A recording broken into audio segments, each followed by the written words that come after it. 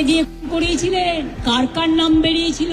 পশ্চিমবঙ্গের সাবেক মুখ্যমন্ত্রী মমতা বন্দ্যোপাধ্যায় দাবি করেছেন, বাংলাদেশের একটি আলোচিত হত্যা মামলার এক আসামিকে মেঘালয় হয়ে পশ্চিমবঙ্গে ঢোকার পর গ্রেপ্তার করেছিল রাজ্য পুলিশের এসটিএফ। তবে ভারতের স্বরাষ্ট্রমন্ত্রী দেশের স্বার্থে বিষয়টি প্রকাশ না করতে তাকে অনুরোধ করেছিলেন বলে জানান তিনি। কলকাতার ধর্মতলায় এক জনসভায় মমতা বলেন, কাকে দিয়ে করিয়েছিলেন, কার কার নাম বেরিয়েছিল সবটাই জানি, যদিও তিনি কোনো নাম প্রকাশ করেননি। তার এই মন্তব্য ঘিরে নতুন করে রাজনৈতিক ও জনমনে আলোচনা শুরু হয়েছে। ভারতের বর্তমান স্বরাষ্ট্রমন্ত্রী বিজেপি নেতা অমিত শাহ। তবে বক্তব্যে মমতা বন্দ্যোপাধ্যায় সরাসরি তার নাম নেননি, শুধু হোম মিনিস্টার উল্লেখ করেছেন। কেন্দ্রীয় সংস্থাগুলোর ভূমিকার সমালোচনা করে মমতা বলেন, এনআইএ, ইডি ও সিবিআই এর ভয় দেখিয়ে রাজনৈতিক চাপ সৃষ্টি করা হচ্ছে। তিনি দাবি করেন, তার সরকারের আমলে রাজ্যের সিআইডি ও এসটিএফ এভাবে ক্ষমতার অপব্যবহার বা অন্যায় কাজে জড়িত ছিল না।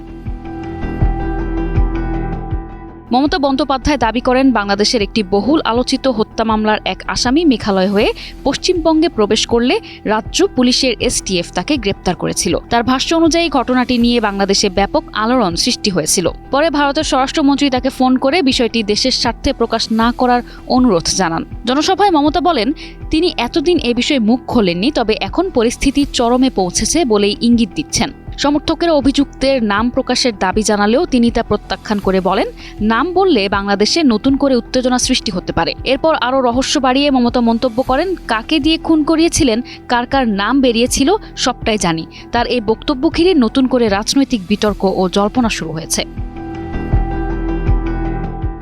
তবে নাম প্রকাশ না করে বিস্ফোরক ইঙ্গিতেই থেমে যান মমতা বন্দ্যোপাধ্যায়। তার দাবি, ঘটনার নেপথ্যের সব তথ্যই তার জানা, কিন্তু দেশের স্বার্থে এখনই সব প্রকাশ করতে চান না। ফলে তার বক্তব্য যেমন কেন্দ্রের বিরুদ্ধে পরোক্ষ কটাক্ষ ছুড়ে দিয়েছে, তেমনি তৈরি করেছে নতুন রহস্য। শেষ পর্যন্ত তিনি কাদের দিকে ইঙ্গিত করলেন আর কোন তথ্যই বা এতদিন আড়ালে ছিল, সেই প্রশ্নের উত্তর আপাতত অজানাই রয়ে গেল।